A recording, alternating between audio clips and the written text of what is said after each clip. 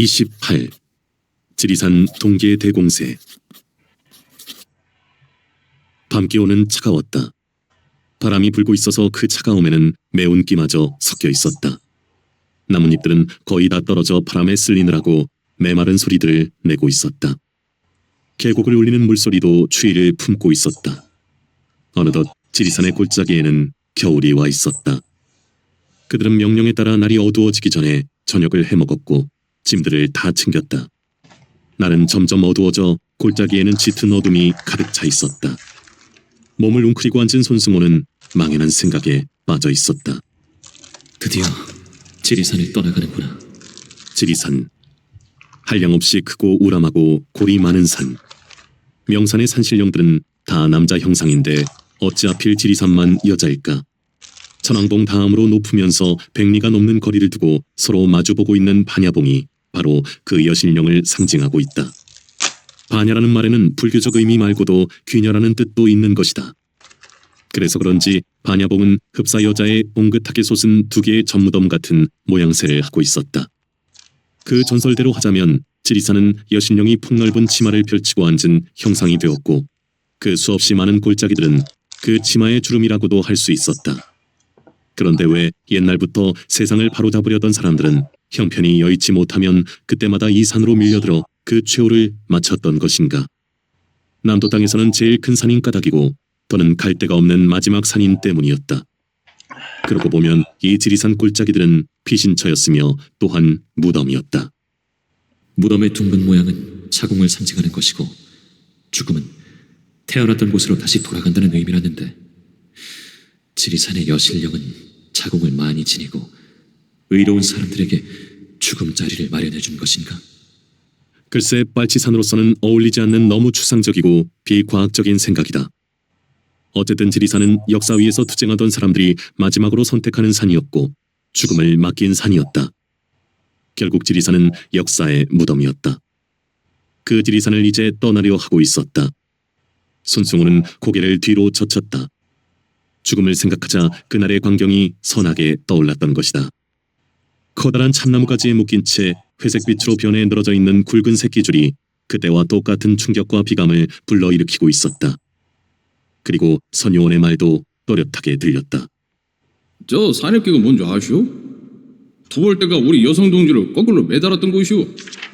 여손 투쟁 뒤에 입선한 여성 동지를 투벌대가 잡아 저기다가 거꾸로 매달아갖고는 총살시켜 풀었어. 투벌대는 우리들한테 시범을 베려고 그리 숭악하게 죽여 시체를 그대로 매달아뒀던 곳이오. 우리 쪽에서도 동지들이 모두 투벌대가 저지른 그 못된 짓을 똑똑하니 보고 원수 갚으라고 그대로 둔 것이오. 낡은 새끼들 아래 땅에는 하얀 해골과 뼈마디들이 떨어져 내려 어지럽게 쌓여 있었다.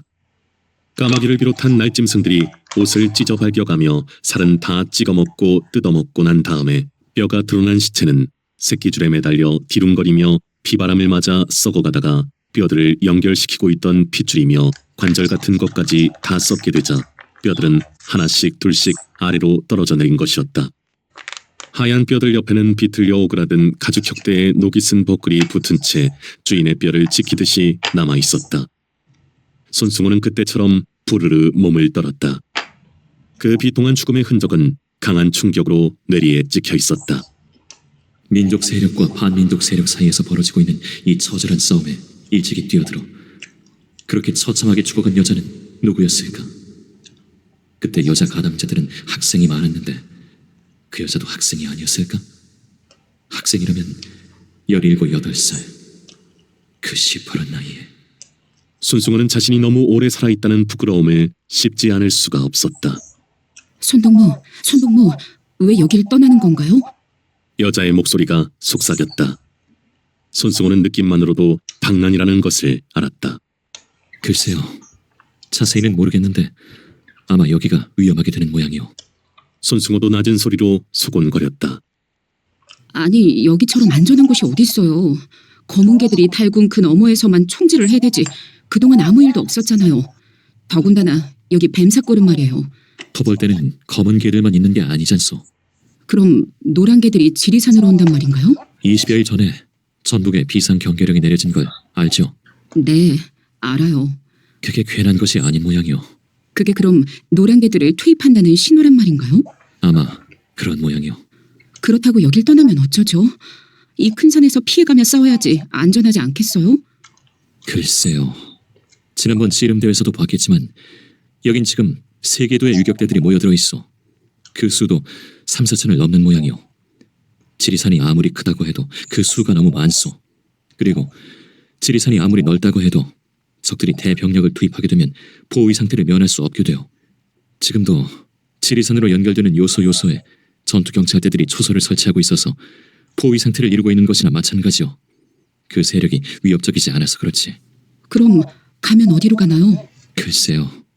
자세한 건 잘 모르겠지만 덕유산 쪽으로 되돌아가는 건 아니겠소. 거기서 견디기 어려워 여기로 들어왔던 건데 다시 그리로 나간다고 길이 생길까요? 거기도 노란개들이 투입될 건 마찬가지 아니겠어요? 그렇더라도 여긴 떠나야 할 거요. 우리 도당의 투쟁지가 거긴데다가 빨치산은 분산되어야지 한 군데 몰려서는 안 되는 건 아니겠소. 그렇기는 하군요. 손승호는 박난이가 내쉬는 가는 한숨소리를 얼핏 들었다. 손동무, 여기서 너무 오래 편히 쉬었나 봐요. 아주 낮게 흐르는 박난이의 목소리였다. 손승호는 자신이 그녀의 한숨소리를 잘못 들은 것이 아니라는 것을 알았다. 그녀는 지리산을 떠나는 것을 두려워하고 있었던 것이다. 박동무, 그래선 안 돼요. 당이 여기서 잠시 휴식을 취하게 한 건 위험한 상황을 피하자는 뜻도 있고 거기다가 대원들의 투쟁력을 키우자는 것 아니겠소. 알고 있어요. 그런데 박난이의 말이 끊어졌다. 손승호는 그녀의 마음을 일으켜 세울 방법이 무엇일까를 생각했다. 그러나 그 방법은 선뜻 떠오르지 않았다. 막연한 채로 그 거꾸로 매달려 죽어간 여성 동지의 이야기를 해줄까 하는 생각을 했다. 그러나 그는 이내 고개를 저었다. 그건 오히려 두려움을 더 키울 위험이 있을 뿐이었다. 박동무, 힘을 내요. 싸움은 다시 시작이요. 힘을 내야 하오. 손승호는 마음만 급한 채로 고작 이렇게밖에 말할 수가 없었다. 그 말이 너무 막연하고 형식적인 것 같아 그는 스스로에게 짜증이 났다. 손동무는 제 마음을 이해할 수 있으신가요? 예, 휴식이 오히려 용기를 침식시킬 수 있다는 걸 이해합니다. 손동무는 마음이 아무렇지도 않으세요? 예, 아무렇지도 않습니다. 손승호는 낮은 목소리에 힘을 넣었다. 어떻게 그럴 수 있으세요? 그 대답인 것처럼 손승호의 머리에 퍼뜩 떠오르는 얼굴이 있었다. 솥뚜껑이었다. 나는 마음이 움츠러들려고 하거나 용기가 꺾이려고 할 때가 있으면 나보다 먼저 굳세게 죽어간 동지들을 생각합니다. 그럼 금방 마음이 회복됩니다. 손승호는 솥뚜껑이 남기고 간 17번의 만세 소리가 먼 메아리로 울려오는 것을 듣고 있었다. 그동안에도 그의 만세 소리는 행군을 하다가도 잠결에서도 문득 듣고는 했었다. 저한테 그 용기를 좀 나눠주세요. 저도 이 못난 마음을 빨리 없애버리고 싶어요. 어떻게... 제 손을 좀 잡아주세요. 손승호는 순간적으로 생각했다. 동지의 용기를 북돋우기 위해서 망설일 것이 없다는 생각이 들었다. 상대방이 어떻게 받아들이든 그것은 그쪽의 자유였다. 그러지요. 손승호는 박난이의 손을 잡았다. 그녀의 손은 작고 따스했다. 그녀의 손이 꼼지락거리더니 손승호의 손을 맞잡았다. 두 사람 사이에는 한동안 말이 끊겼다. 해방의 날이 빨리 와서 영원히 이렇게 손을 잡고 살 수 있기를 바라면서 다시는 용기를 잃지 않겠어요. 박난이가 손승호의 손을 꼭 잡으며 한 말이었다. 그 말의 의미는 결코 단순하지가 않았다. 그 대꾸를 뭐라고 할 것인지 손승호는 순간적으로 난감했다. 그러나 곧 마음을 결정했다. 그럽시다. 그러면서 그는 박난이의 손을 힘주어 맞잡았다. 얼마가 지나지 않아 그들은 짐을 챙겨들고 어둠 속에서 행군 대열을 지었다. 그리고 곧 움직이기 시작했다. 11월 중순을 넘긴 지리산의 밤기온은 갈수록 차가워지고 전북도당 사령부 병력은 지리산을 벗어나고 있었다. 월동 준비를 위한 보급투쟁에 열중하고 있던 이해룡이 도당의 지시를 접수한 것은 11월이 저물고 있는 어느 날이었다. 도당의 지시는 뜻밖이었다. 지리산의 병력을 신속히 이동시킬 것. 그 갑작스러운 지시는 상급 간부들을 당황스럽게 만들었다. 곧 회의가 열렸다. 다 보셨다시피 지령문만으로는 자세한 이유를 알 수가 없습니다. 이 일을 어떻게 했으면 좋을지 토론하고자 합니다. 지구사령관이 무겁게 입을 열었다. 당의 지시니까 당연히 따라야겠지만 그 이유가 무엇인지 궁금하군요. 이해룡이 말을 꺼냈다. 여기서 병력을 도로 빼라면 여기가 위태로워진 게 그런 것 아니겠는게라. 나가 면당으로부터 보고받기로는 요 2, 3일 새에 여기저기에 국방군 부대들이 부쩍 늘고 있다는 것이구만이라. 군당위원장이 말했다. 예, 그건 사실이죠. 나도 보투를 하면서 뭔가 달라지고 있다는 건 눈치챘어요. 이해룡이 말을 보탰다. 국방군이 투입되고 있는 게 사실이라면 그건 1949년 겨울처럼 동계 공세를 하자는 것일 거요. 그때에도 적들은 효과를 봤으니까요. 지구사령관의 판단이었다. 소장 동지께서는 어떻게 생각하십니까? 이해룡이 김범준을 쳐다보았다. 겨울 공세라 능히 있을 수 있는 일이요. 적들한테는 아주 유리한 시기니까요. 김범준의 신중한 말이었다. 도당에서도 분명 그 점을 파악하고 이동을 지시한 것 같습니다. 이동을 하되 어떻게 해야 할 것인지 논의했으면 합니다. 지구사령관이 토론의 단계를 바꾸었다. 한동안 아무도 말이 없었다. 이동을 하려면 한시라도 빠르게 하는 것이 좋겠느니라. 조금이라도 덜 위태로운 것인게라. 군당위원장의 의견이었다. 그게 좋겠죠. 그런데 현재 상황이 어떤지부터 정확하게 파악하는 것이 어떨까 합니다. 이해룡이 덧붙였다. 좋은 생각인 것 같소. 소장 동지의 의견은 어떠신지요? 지구사령관이 김범준에게 눈길을 돌렸다. 현명하게 의견 통일이 된 것 같소. 그러니 시간을 지체할 것 없이 오늘 밤에 곧 적의 동태 파악에 나섰으면 하오. 우리한테는 시간 여유가 없어. 예. 그럼 어떤 방법이 좋겠습니까? 지구사령관은 그 방법 결정을 김범준에게 위임하고 있었다. 내 생각으론 말이오.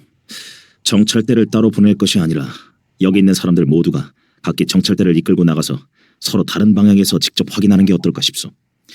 우린 태반이 비무장에다가 섬진강을 건너야 하는 어려움이 있어. 그러니 정찰이 확실하지 않으면 안 될 거요. 아니 그럼 소장 동지께서도 정찰을 나서시겠다는 겁니까? 이해룡이 의아스러운 얼굴을 했다. 그렇소. 김범준이 고개까지 끄덕해서 뜻을 분명하게 나타냈다. 그건 좀 곤란한 문제 같습니다. 간부 보존 원칙에도 어긋나고 상황도 달라져 위험을 예측하기가 어렵습니다. 이해룡이 정면으로 반대하고 나섰다. 하모이라. 하실 일이 따로 있제라. 어찌 그런 일을 직접 나서실라근가요? 저그들이 잘 알아서 허겁구만이라. 군당위원장이 고개를 저었다. 날 염려하는 두 동지 마음 고맙소. 그러나 간부 보존을 따지자면 새 동지들도 정찰에 나서면 안 되는 것이오. 해당 해기가 아닌 한 위기 상황 앞에서 원칙은 옆으로 밀쳐지게 돼 있어. 이건 대원들 수천 명의 생사가 달려있는 중대사요. 더 재론하지 말고 내 의사를 접수해주기 바라오. 김범준의 말에 아무도 더 입을 열지 못했다. 그들은 5명씩으로 정찰조를 짜고 날이 어두워지기를 기다렸다. 그들은 화엄사를 중심으로 섬진강 쪽을 향해 네 방향을 정해놓고 있었다. 지리산 밑자락을 구불구불 감돌아 흐르고 있는 섬진강은 전남 도당의 빨치산들에게는 무엇보다도 큰 장이었다. 날이 완전히 어두워지자 그들은 제각기 정해진 방향을 찾아서 흩어졌다. 김범준은 남쪽 방향인 마산면 쪽을 맡았다. 매복을 피해 계속 산자락을 밟으며 남쪽으로 이동했다. 산세가 약해지면서 어둠 속 저편으로 서시천 들판이 어슴푸레하게 보였다. 그런데 별로 멀지 않은 거리에 밝은 불빛들이 줄을 잇고 있었다. 20여 개의 그 불빛들은 아무런 거리낌이 없는 것처럼 어둠 속에서 빛을 발하고 있었다. 제가 요상스러운데요? 길을 잡고 있던 대원이 걸음을 멈추며 빠르게 속삭였다. 저게 뭐요? 김범준도 빠르게 물었다. 저런 불빛이 며칠 전엔 없었는데요. 요상하구만이라. 저기가 어디요? 황돈마시래라고 검은 개들 촉수가 있던 자리구만이라. 그럼 동무가 저 지점을 마지막으로 본 게 언제요? 그게 한 사나흘 되는구만요. 그때는 불빛이 몇 개나 되었어. 검은 개들 초소 하나였는데요. 동무 생각에는 저게 무슨 불빛인 것 같소? 금요요 노란 개들이 몰린다는 말이 있던가. 그거구만이라. 좋소. 가까이 접근해서 확인합시다. 두 동무는 여기서 대기하시오. 김범준은 길잡이 대원과 함께 몸을 바짝 낮추고 불빛을 향해 기민하게 움직였다. 그 불빛들은 천막에서 새어나오고 있었다. 그 거리낌 없이 내비치고 있는 불빛들처럼 말소리들도 거침없이 들려오고 있었다. 빨치산의 기습쯤은 전혀 염려하지 않는 듯한 기세였다. 점막에서부터 시작해서 그 모든 것이 국방군이라는 것을 김범주는 확인했다. 안밀이 난감해지는 것을 느꼈다. 섬진강과 국방군의 이중으로 포위되어 있는 기분이었다. 김범주는 제자리로 돌아왔다. 대장동지, 노랑캐들 맞춰라. 길잡이 대원이 참고 있었던 말을 내놓았다. 맞서. 실을 어디로 잡을까? 조심해서 계속 섬진강 쪽으로 잡으시오. 야, 거기서 한참을 더 남쪽으로 걸어 내려가 아사 저수지를 옆으로 지나 용두리를 맞바라보게 되었다. 그곳에는 아까보다 2배는 되는 불빛들이 진을 치고 있었다. 용두리 바로 옆에는 섬진강이 흐르고 있었다. 됐어. 돌아갑시다. 김범준의 낮은 소리는 침통했다. 김범준이 도착해보니 다른 정찰조들은 이미 돌아와 있었다. 굳이 여러 마리 오갈 필요가 없었다. 정찰 결과는 다 똑같았던 것이다. 어쩔 도리가 없는 일이오. 도당의 지시를 따르기에는 이미 때가 늦었소. 국방군이 대대적인 공세를 취할 준비를 하고 있는 게 확인됐으니 우리도 여기서 투쟁을 준비할 수밖에 없어. 다 같이 효과적인 투쟁 방법을 강구하도록 합시다. 김범준의 어조에는 어떤 결의가 서려 있었다. 소장 동지, 도당에서 다시 병력을 빼라고 한 것은 그럼 도당 쪽에는 국방군 투입이 없다는 뜻입니까? 이해룡의 물음이었다. 글쎄요. 꼭 그럴 것 같진 않소. 여기보다는 좀 더 안전하다는 뜻으로 받아들이는 게 어떨까 싶소. 적들도 그들 나름의 정보에 따라 지역별로 우리 쪽 병력 현황을 파악해서 자기네들 병력도 배치했을 것 아니겠소. 지금 우리 쪽 병력이 가장 집중적으로 많이 모여 있는 곳이 이곳 지리산인 것 같은데, 그럼 적들도 이곳에 병력을 제일 많이 투입했을 것 아니겠소. 김범준의 판단은 전곡을 찌르고 있었다. 그럼 지난번 우리 도당이 이동해온 것도 적들을 더 많이 끌어들이는 결과가 된 셈이겠죠? 이해룡이 또 물었다. 그리 보아도 큰 착오는 없을 것 같소. 그건 도당이 범한 오류 아닙니까? 하는 말이 곧 나오려는 것을 이해룡은 가까스로 참아내고 있었다. 도당을 떠나오기 전에 하대치, 안창민과 함께 이야기를 나누며 어딘가 석연찮은 기분이 들었던 것이 퍼뜩 떠올랐다. 그들 사이에서는 더 말이 오가지 않았다. 지난 10월 25일에 휴전회담 장소를 개성에서 판문점으로 옮겼고 그 한 달 뒤인 11월 27일에는 30일간의 잠정적 군사 경계선 획정을 합의했다.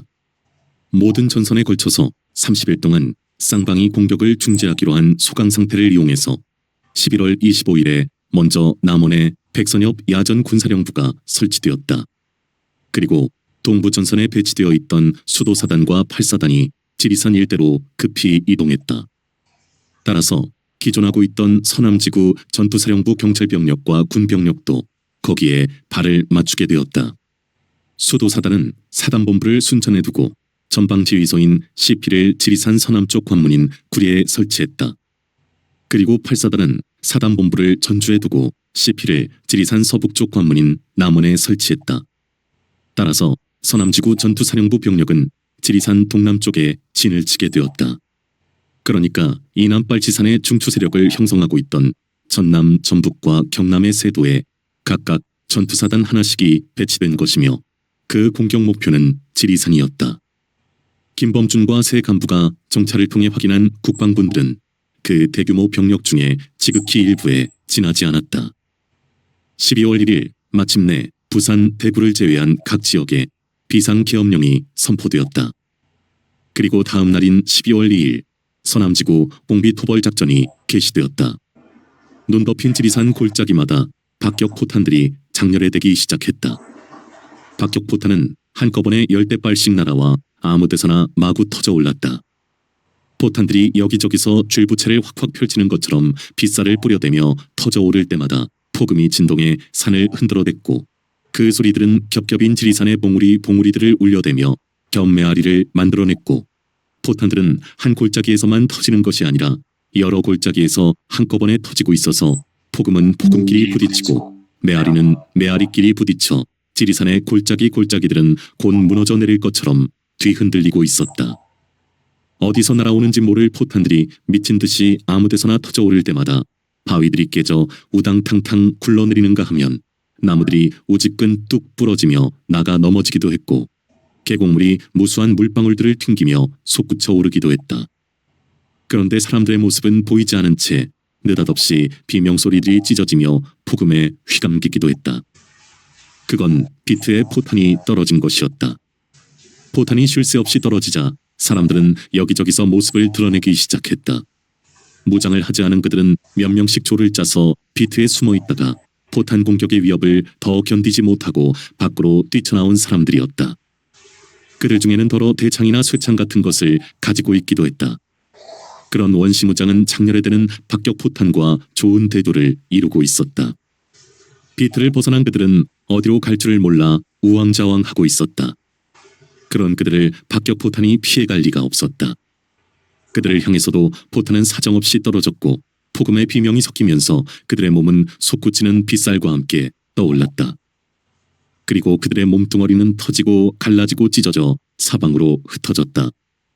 흰 눈 위에는 시뻘건 피가 낭자하게 뿌려졌고 몸에서 떨어져 나간 팔다리들은 눈을 핏물로 적시며 한참씩 푸들거리는 경련을 일으켰다. 그리고 여기저기서 처절한 비명소리가 폭음을 이겨내며 허공을 쥐어뜯다가 끊어지고는 했다. 배가 터져 내장이 다 흘러나온 사람, 가슴이 파헤쳐진 사람, 얼굴 반쪽이 날아가 버린 사람, 머리통이 떨어져 나가버린 사람, 팔다리가 없어져 버린 사람, 박격포탄을 맞은 사람들의 몰골은 처참하기 이를 데 없었고 곧 숨들이 끊어지고 말았다. 화엄사골, 문수리골, 피아골이 다 똑같은 형편이었다. 토벌대의 공세에 대비해 비무장들을 비트에 피신시키고 무장병력으로 소조 분산투쟁을 전개하기로 했었다. 그런데 무차별한 박격포 공격 앞에서 그 계획은 완전히 혼란에 빠져들고 말았다. 피아골을 맡은 이해룡은 비트를 벗어나기 시작한 비무장들을 어떻게 수습해야 할 것인지 난감해져 있었다. 공포감으로 비트를 벗어나버린 사람들을 다시 비트로 돌아가게 할 도리는 없었다. 그리고 소낙비 퍼붓듯 하는 포공격 앞에서 비트에 피신한다는 것도 옳은 작전이 아니었던 것이다. 그것은 어디까지나 이렇게 심한 포공격을 전제로 하지 않고 짜여진 작전이었다. 포공격은 일단 신속하게 피하는 것이 상책이었다.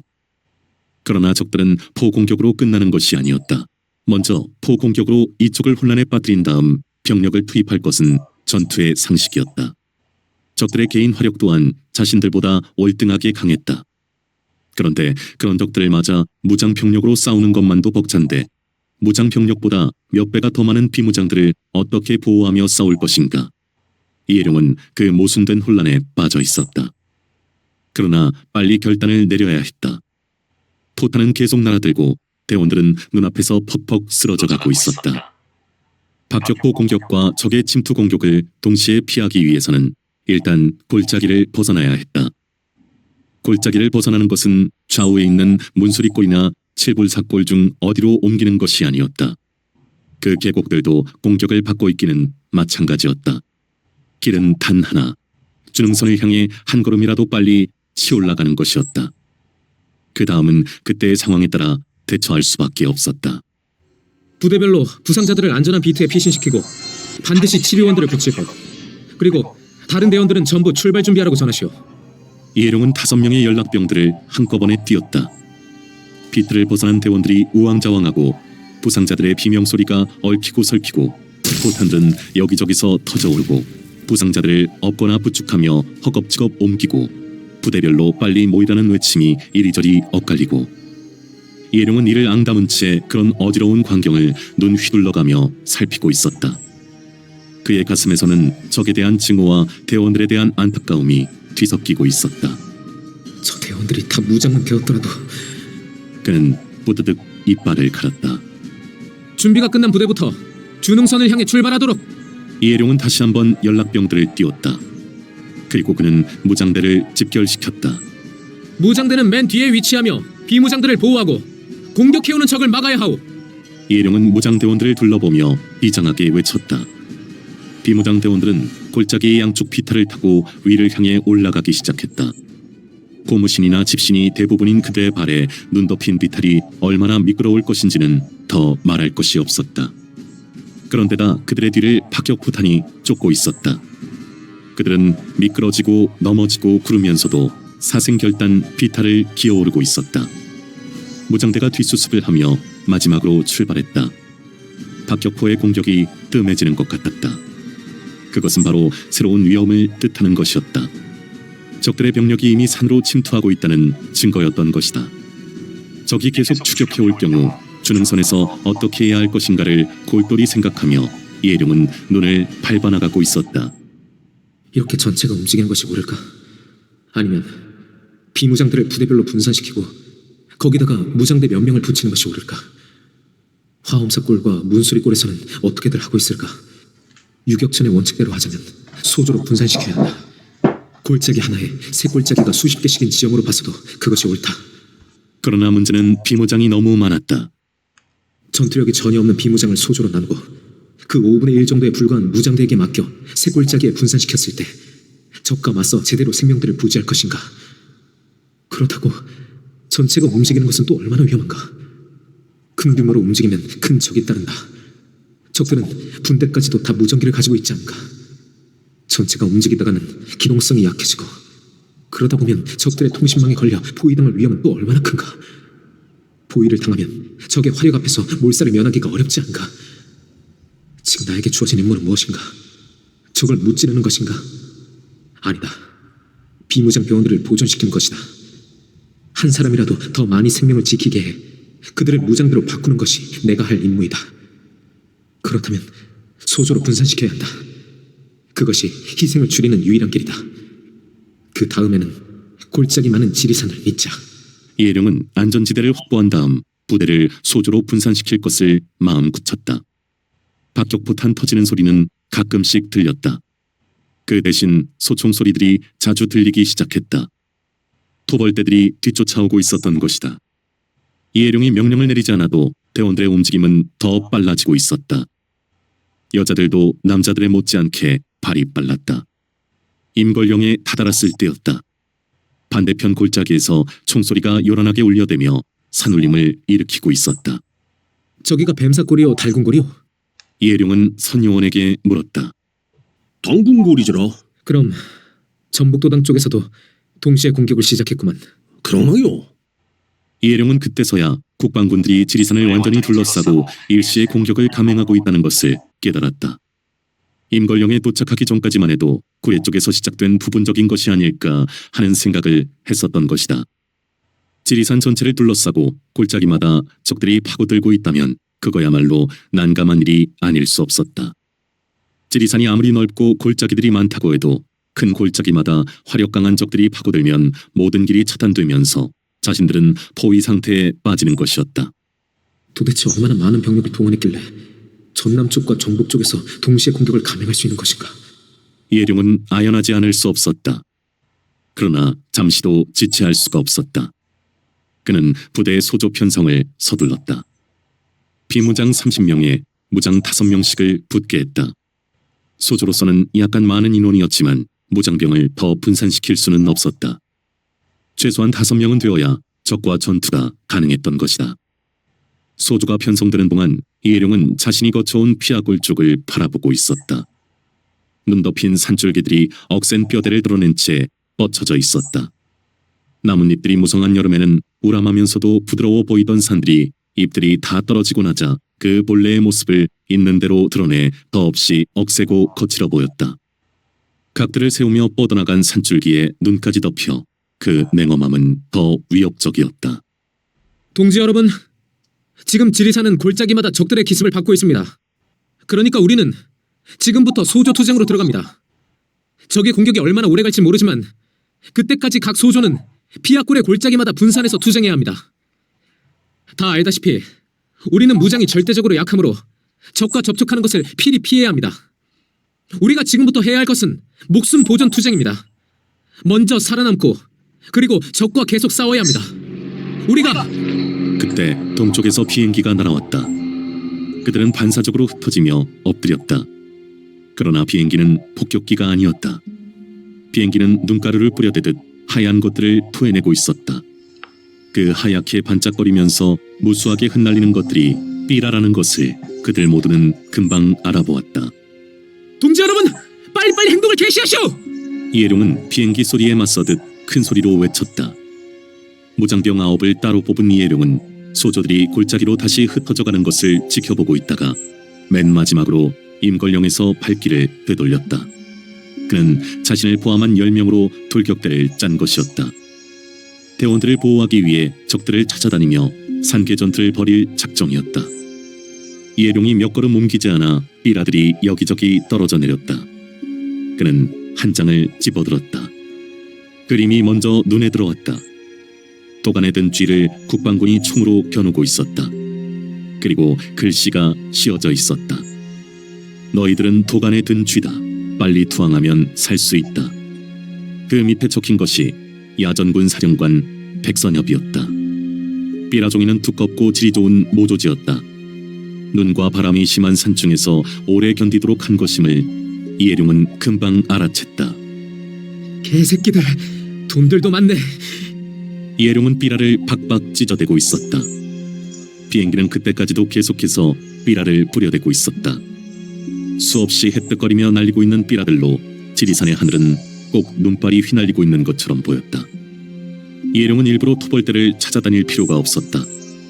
오히려 그들을 피해 몸을 숨겨야 할 정도로 토벌대들은 산을 뒤덮고 있었다. 군인의 작전법은 경찰과는 정반대였다.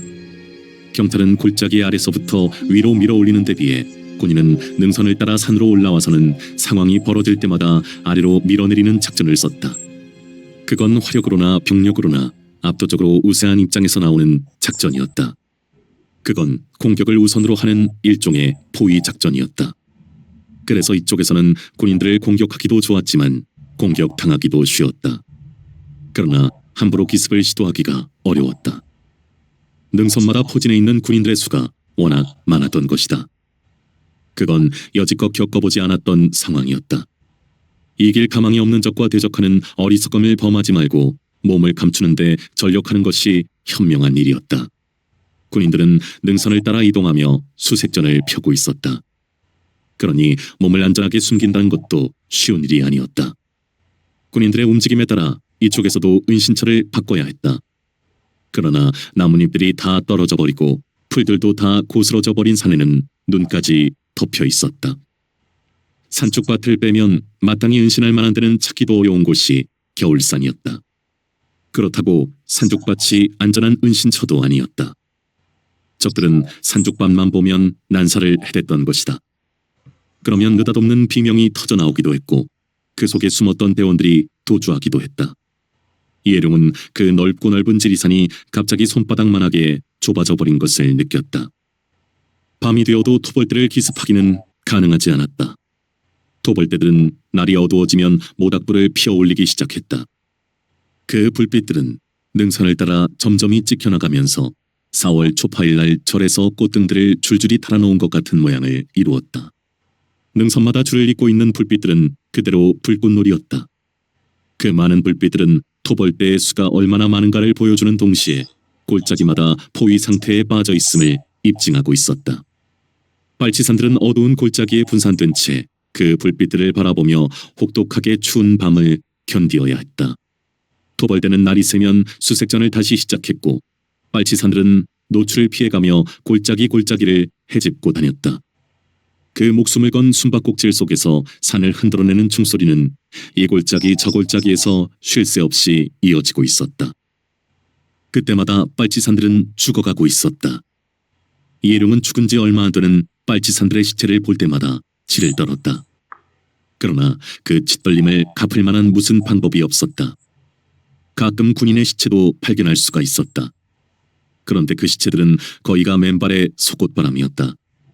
그 경황 중에서도 앞서간 대원들이 무장 획득과 월동 준비를 철저하게 하고 있는 것에 이해룡은 어떤 처절감을 느끼고는 했다. 하나의 국방군을 죽이는 것은 적 하나를 제거하는 것으로 끝나지 않았다. 총구와 실탄이 생겨 대원 하나가 무장을 갖추게 되는 것은 더 말할 것도 없었고 방안모에서부터 옷을 거쳐 방안화까지 버릴 것이라고는 하나도 없었다. 버릴 것은 단 하나, 이미 숨이 끊어져 못쓸 물건으로 변해버린 시체였다. 군인들은 떠날 줄을 몰랐다. 나흘이 지나고 닷새가 지나도 처음과 똑같은 기세로 작전을 해대고 있었다. 비행기는 하루도 빠짐없이 삐라를 뿌려대고 있었다. 그 삐라들은 눈 위에 떨어져 바람을 타고 어지럽게 날아다녔다. 날이 갈수록 날씨는 혹독하게 추워지고 있었다. 눈은 자꾸 내리고 눈이 그치고 나면 살을 후벼 파는 것 같은 강풍이 휘몰아쳤다. 밤이 되면 날씨가 더욱 추워졌지만 불을 피우지 못한 채 군인들이 피워드는 능선의 불길만 바라보며 꽁꽁 얼어야 했다. 추위는 어찌저찌 견딘다 하더라도 문제는 비상식량이 다 떨어진 것이었다. 이해룡의 소조에 식량이 동인한 것은 닷새째였다. 그동안에 생쌀을 씹어오면서도 절약을 할 만큼 했던 것이다. 앞으로 먹을 수 있는 건 눈과 소금뿐이었다. 이해룡은 흩어져 있는 모든 대원들이 다 똑같은 형편이라는 것을 생각했다.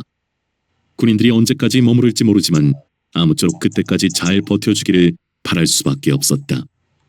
그들이 굶주리다가 지쳐 혹시라도 삐라에 현혹되지 않을까 하는 염려도 생겼지만 그는 그런 생각을 애써 떼쳐냈다. 빨치산은 얼어 죽고 굶어 죽고 총 맞아 죽을 각오를 해야 한다고 귀가 아프게 실시해왔던 그동안의 학습을 믿을 수밖에 없었다. 그 세 가지 각오는 바로 지금과 같은 상황에 딱 들어맞는 것이었다. 이해룡은 잠자리를 만들라고 지시했다. 생쌀마저 씹을 수 없게 된 형편에 추위나마 덜 느끼게 하려는 것이었다. 대원들은 바람막이를 할 수 있는 바위를 찾아내고 눈 위에다가 생솔가지를 꺾어다 깔았다. 네 사람씩 몸을 바짝바짝 붙이고 생솔가지 위에 쪼그리고 앉았다. 그리고 네 사람이 담요 한 장으로 몸을 둘렀다. 나머지 두 사람은 보초였다. 그렇게 하고 앉으면 서로서로의 체온이 통하고 또 담요가 다소나마 바람을 막아주어 어느 사이엔가 모르게 잠이 들고는 했다.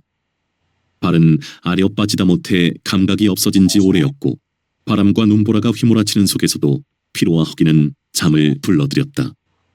세찬 바람에 나뭇가지들이 기괴한 소리들을 뿌리고 있었다. 바람을 탄 눈가루들이 사정없이 얼굴을 후려치고는 했다. 이해룡은 어둠을 응시한 채 김범준 소장을 생각하고 있었다. 나이든 그분이 이 추위를 어떻게 견디고 있을까?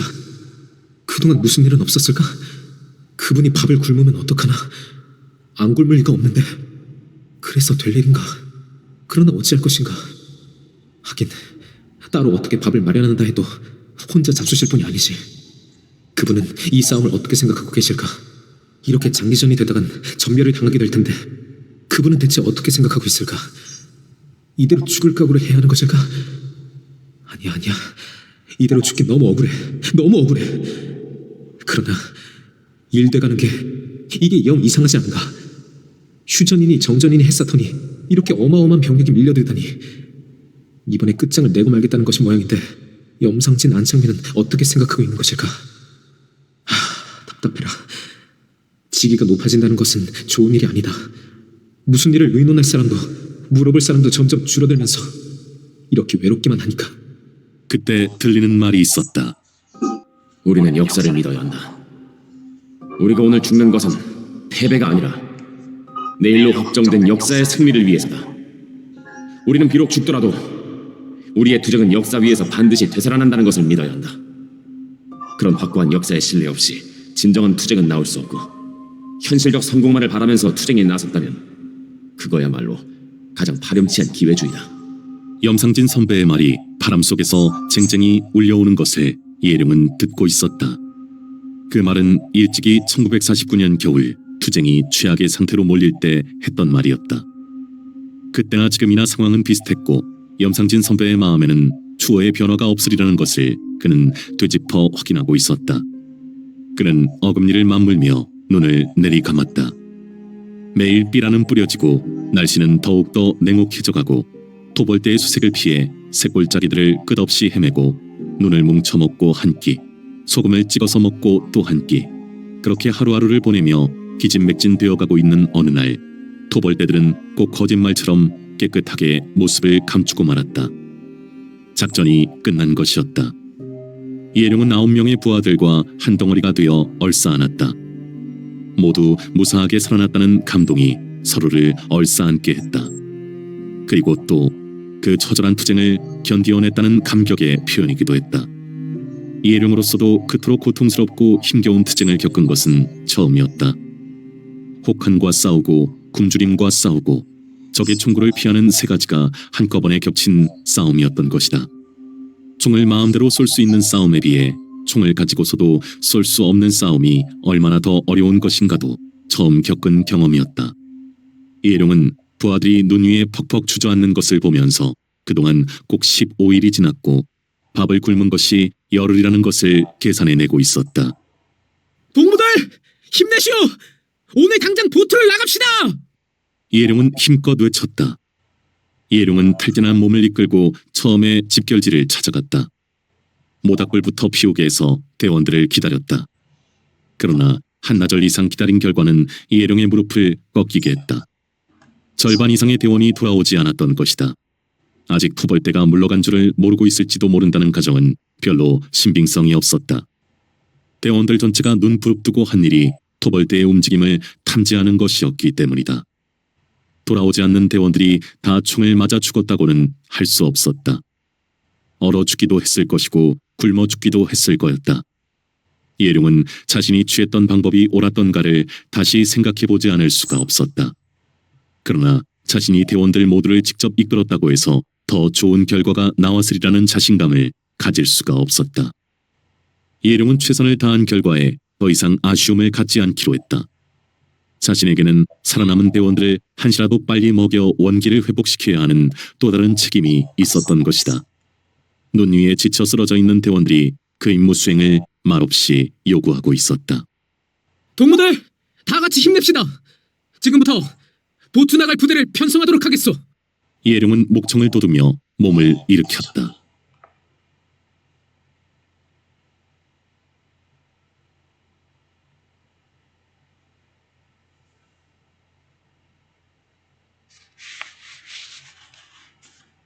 하며 노랫가락을 뽑아냈다. 인민유격대!